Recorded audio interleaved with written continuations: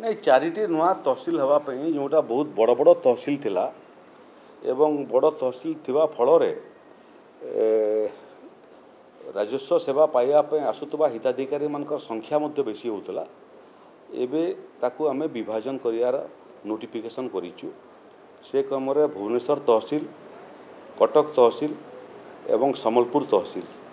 जो तहसिल रे सहरांचल मध्य थिला एवं ग्रामांचल मध्य थिला ताकू आमे विभाजन करी सहरांचल पई भिन्न एवं ग्रामांचल पई भिन्न एभलिया तहसिल विभाजन करिचु। एटा प्रथम पर्यायर विभाजन एटा ओडिशा रे आकू जिते जिले में बड़ बड़ तहसिल अच्छी ताकू विभाजित कर छोट छोट तहसिल करवा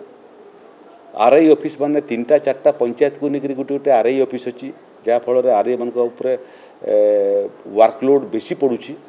ताकू प्रथम पर्यायर प्रत्येक 2टा पंचायत पे गोटे आरआई सर्किल करवा एवं लक्ष्य अच्छी जे आगामी दिन रे सबू पंचायत गोटे गोटे आरआई सर्किल रूपांतरित हम एबे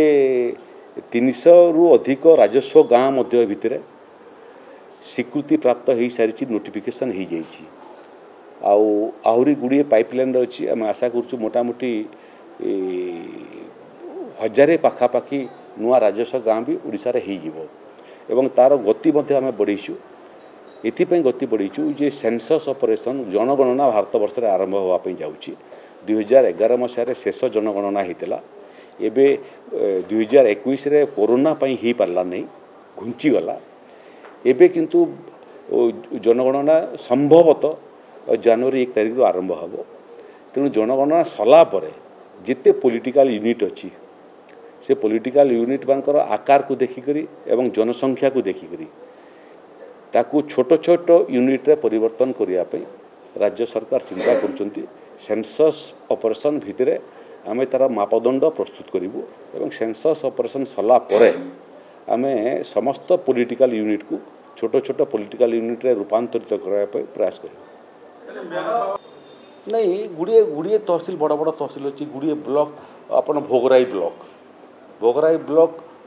गोटे तहसिल गोटे ब्लॉक